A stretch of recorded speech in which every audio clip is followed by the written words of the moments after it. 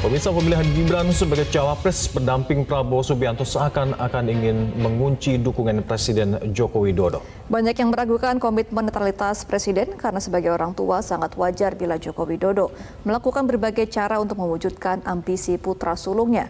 Namun sebagai seorang negarawan, Joko Widodo dituntut mengutamakan kepentingan bangsa, bukan kepentingan keluarganya. Tenang saja Pak Prabowo.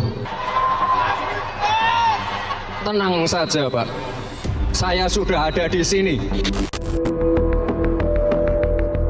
Tenang Pak Prabowo, saya sudah di sini. Itulah kalimat pembuka pidato politik Bacawa Pres Koalisi Indonesia Maju Gibran Rakabuming Raka. Kalimat itu seakan mengkonfirmasi pemilihan Gibran sebagai cawapres bertujuan untuk mendapatkan dukungan penuh Presiden Jokowi. Aroma Joko Widodo begitu kuat terasa di kubu Prabowo. Narasi melanjutkan menjadi tawaran pasangan Prabowo-Gibran. Tugas kita sekarang melanjutkan dan menyempurnakan. Dengan mengusung Gibran, Prabowo tampaknya ingin memastikan dukungan jaringan kekuasaan. Pasca deklarasi, Prabowo langsung mendapatkan pernyataan dukungan dari PSI. Dan kita mengetahui Ketua Umum PSI adalah Kaisang Pangarep, adik kandung Gibran dan merupakan putra bungsu Presiden Jokowi. Presiden Joko Widodo pun dituding membangun dinasti politik. Namun Bacapres Prabowo menyatakan dinasti politik tidak salah jika tujuannya berbakti untuk rakyat dan negara. Kita jangan cari yang negatif lah, cari yang positif. Ya. Orang ingin berbakti, apa salahnya? Dukungan Presiden Joko Widodo untuk mendorong karir politik putra sulungnya memang tidak kasat mata. Kepada publik, Jokowi menyatakan capres dan cawapres adalah kewenangan partai politik. Namun banyak yang menduga tampilnya Gibran dalam Pilpres adalah kisah sukses orkestrasi politik istana. Pasangan capres dan cawapres itu ditentukan oleh partai politik atau gabungan partai politik. Jadi silahkan tanyakan saja ke partai politik, itu wilayah parpol. Dan saya tegaskan, saya tidak mencampuri urusan penentuan capres atau cawapres. Kepada publik, Presiden Jokowi juga selalu mengaku mendukung semua capres-cawapres. Dukung semuanya untuk kebaikan negara ini. Berarti dukung Pak Ganjar, dukung Pak Prabowo, dukung Pak Anies. Dukung semuanya untuk kebaikan negara ini. Bernaung di bawah pucuk pimpinan pemerintahan tentu membawa berbagai keuntungan. Puluhan lembaga dan ribuan aparat negara berada di bawah telunjuk kepala negara. Dan jadi pertanyaan, apakah Presiden Joko Widodo mampu memisahkan kepentingan kelompok dan keluarga dari kepentingan negara dan bangsa?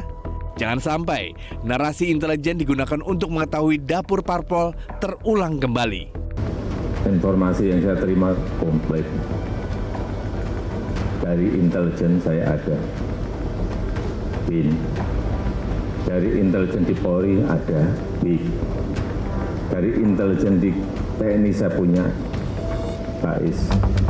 Dalam pernyataan tertulisnya, Sekjen PDIP Hasto Kristianto menyatakan PDIP telah mencintai dan memberikan privilege yang begitu besar kepada Presiden Jokowi dan keluarga. Tapi partai malah ditinggal. Hasto menjelaskan telah terjadi political disobedience atau pembangkangan politik dan rekayasa hukum Mahkamah Konstitusi. Ini adalah kali kedua Sekjen PDIP ini mengkritik keras dan tajam kepada Presiden Joko Widodo. Sebelumnya, pada 27 Oktober, Hasto menyentil kekuasaan bukan untuk keluarga. Hukum tata negara dari para ilmuwan dari perguruan tinggi yang semua menyuarakan hal yang sama, bahwa demokrasi yang liberal, yang kapitalistik, dan juga mendorong berbagai bentuk politik dinasti. Tetapi yang kami dengarkan dengan seksama, dengan jernih adalah suara-suara ketika oleh ambisi kekuasaan itu kemudian hukum mencoba untuk direkayasa melalui Mahkamah Konstitusi. Ini yang didengarkan oleh PDI Perjuangan. Sebelumnya, dalam acara konferensi hukum nasional, Hakim Mahkamah Konstitusi Arief Hidayat mengkritik kekuasaan yang terpusat, yang kondisi saat ini lebih buruk dibandingkan masa Orde Baru. Arief juga menyatakan Pihak-pihak yang memiliki kewenangan untuk memimpin saat ini juga mempunyai banyak kaki untuk menjalankan kekuasaannya.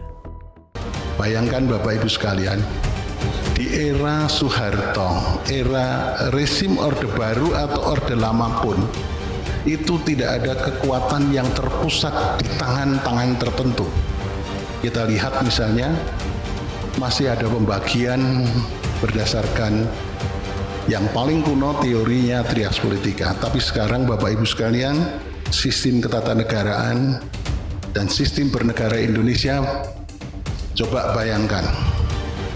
Dia mempunyai partai politik, dia mempunyai tangan-tangan di bidang legislatif, dia mempunyai tangan-tangan di bidang eksekutif, sekaligus juga dia mempunyai tangan-tangan di bidang yudikatif.